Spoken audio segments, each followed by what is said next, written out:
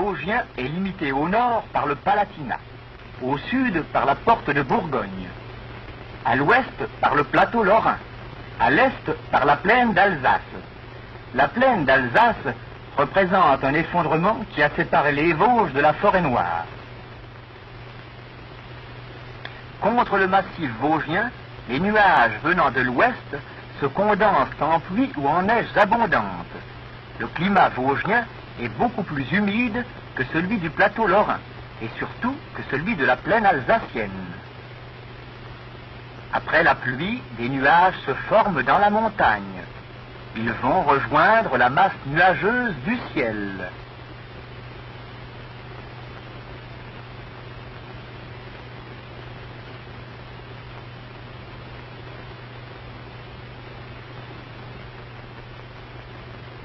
Admirons ce phénomène dans une échappée sur le lac de Longemer.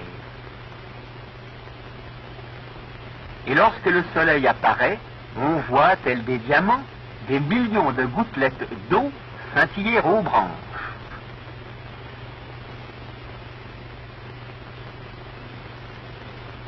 Les hivers sont rigoureux.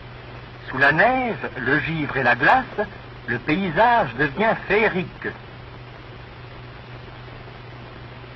La vallée des lacs, la route de la Schlucht, sont éblouissantes.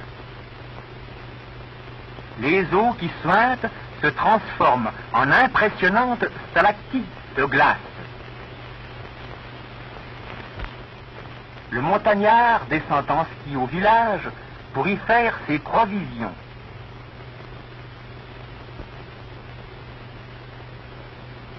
Alors qu'en été, les chaumes des sommets sont d'excellents pâturages, l'hiver les transforme en magnifiques champs de neige. Les sports d'hiver dans les Vosges connaissent une vogue croissante.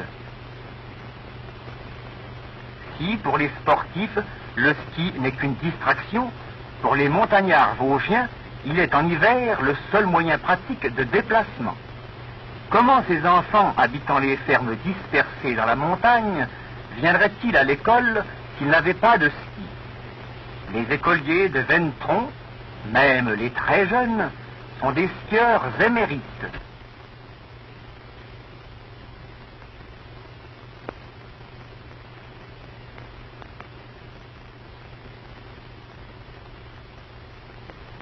Après cette course salutaire, on est frais et dispos pour l'étude.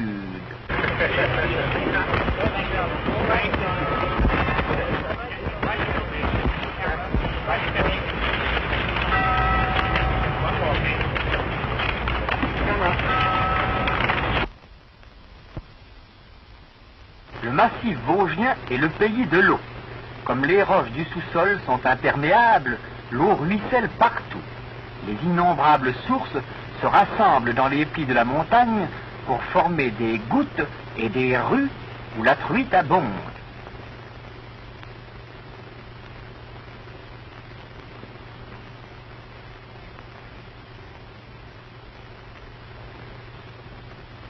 Les rivières sont rapides et souvent coupées de chutes.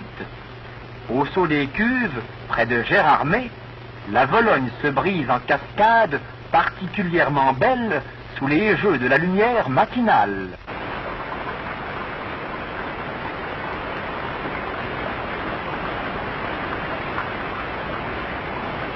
La Moselle prend sa source au col de Bussan.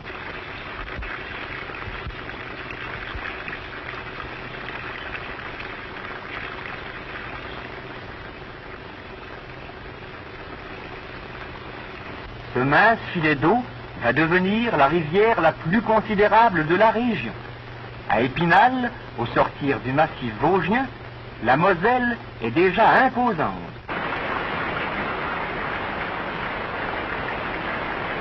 La Meurthe est le principal affluent de la Moselle. Nous la voyons à Saint-Michel, près de Saint-Dié. Autrefois, les glaciers occupaient les vallées vosgiennes.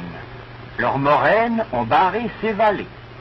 Derrière ces digues naturelles, les eaux, en s'accumulant, ont formé des lacs. Le lac de Gérardmer est le type du lac glaciaire.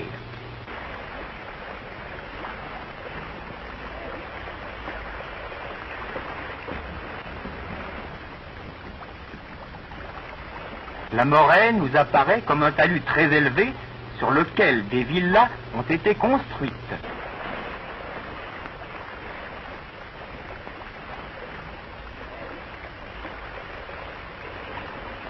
Les glaciers ont aussi creusé des cirques, occupés maintenant par des lacs, comme le lac de Blanche-Mer et le lac Blanc, niché au creux de pentes rocheuses.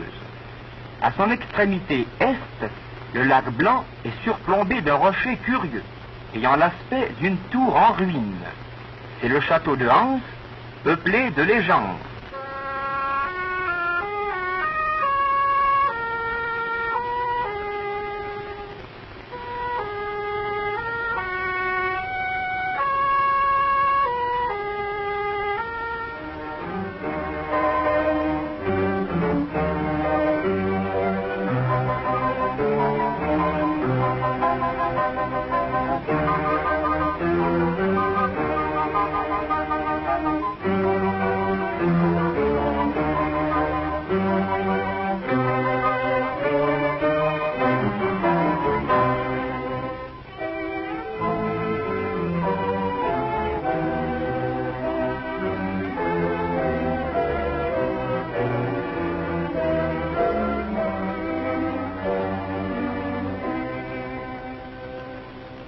Les innombrables scieries vosgiennes puisent leur force motrice dans les gouttes et les rues qui descendent des montagnes.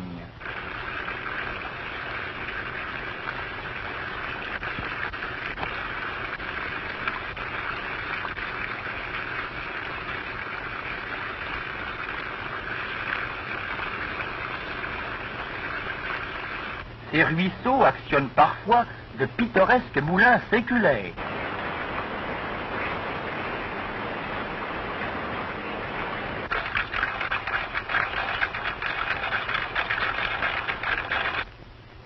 L'industrie cotonnière utilise elle aussi la force motrice des cours d'eau. Le développement considérable de cette industrie dans les Vosges date du siècle dernier.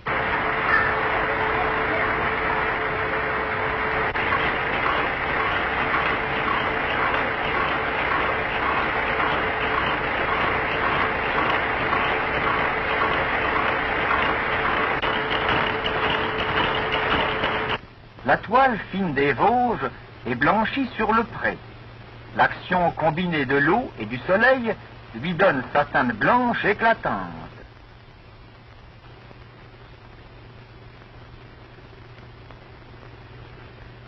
La lingerie des Vosges est très réputée.